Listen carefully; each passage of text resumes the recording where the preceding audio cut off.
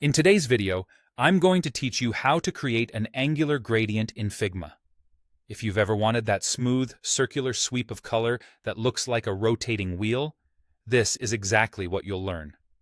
Start by selecting or creating an object to apply the gradient to. You can draw a quick rectangle using the R key, or an ellipse with O, or simply click any existing layer you want to style. Gradients work on fills, so make sure you've got a shape or layer selected. With your object selected, head to the right sidebar and find the Fill section.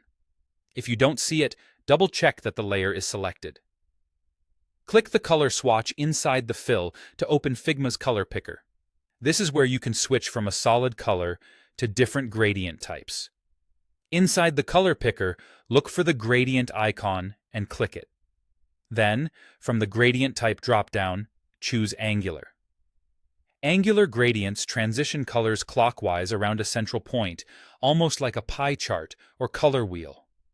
Instead of blending from one side to another, the colors rotate in a circle, which creates a modern, dynamic effect.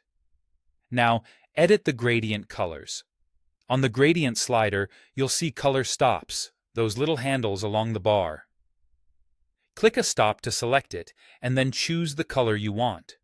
Try contrasting hues for a bold look, or keep colors closely related for a softer, more seamless result. You can adjust each stop as needed to refine the blend. Next, adjust how the gradient behaves on your canvas.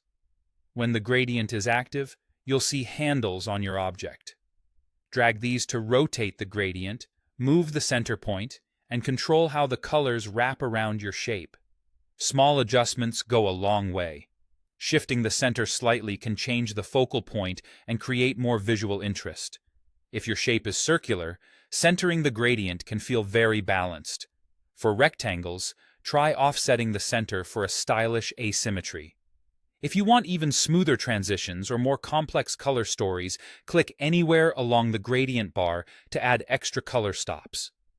Space them closer together for sharper transitions, or spread them out for more gradual shifts. This is especially handy for creating rainbow effects or subtle multi-tone backgrounds. That's the core workflow. An angular gradient is perfect for circular UI effects, decorative backgrounds, color wheels, and modern abstract shapes. Experiment with color choices and positioning, and you'll quickly find combinations that make your designs pop.